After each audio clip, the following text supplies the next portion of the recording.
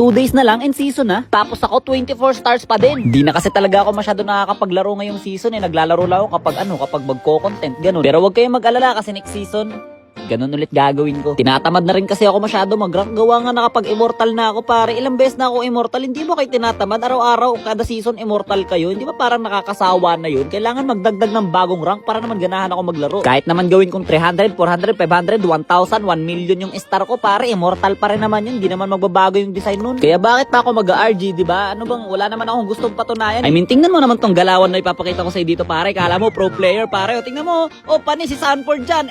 Di ako makakilos.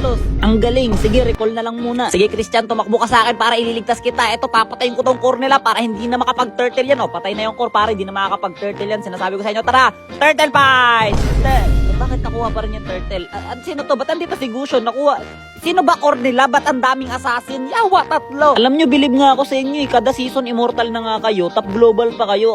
Hindi kayo nagsasawa, pare. Tingnan mo naman to. Wasa! Nasaan na yung mga kalaban na yan? Eto na ba yan? Wasing, sabay alis na parang nating happen. Hoy, Waizong, 1v1, 1v1, wata, wasing, wow, wasing, tinigasan, sing, tulog. Sige, Freddy, hold mo lang, nandyan na ako, tutulungan kita pare, patagalin mo lang yung laban, nandyan, ha? Wala nang parang kalaban. Sino pang anong gagawin ko dyan? Actually, tol, parang gusto ko magpa-immortal. Meron pang 2 days, di ba? Abot pa yan, pare. Mag-immortal ako. Kailangan ko lang maka 50 games per 50 star per day. Napaka-basic. Magre-recall na sana ako. Kaso naalala ko, pare, fighter pala yung gamit ko. Pag fighter gamit mo, hindi mo kailangan mag-recall, pare. Lifestyle ka lang. Dito, pare, grabe, nagkamali ako ng ulti. Pero buti na lang mabait yung Atlas nila kasi binuhat niya ako pabalik ng base. Ito lang, pare, payo ko lang sa inyo. Kapag late game na, dapat nag-iingat kayo sa mga damo kasi malay mo kung sino mga nakaabang dyan. What's up, boys? Nandito na si paring Arlot para tumulong sa basic. At nung akala kong panalo na kami, nakulong sa base ng kalaban ng aking kakampi. At yung nag-iisang nagdedep ng base namin, sinaglit lang ni Gusion.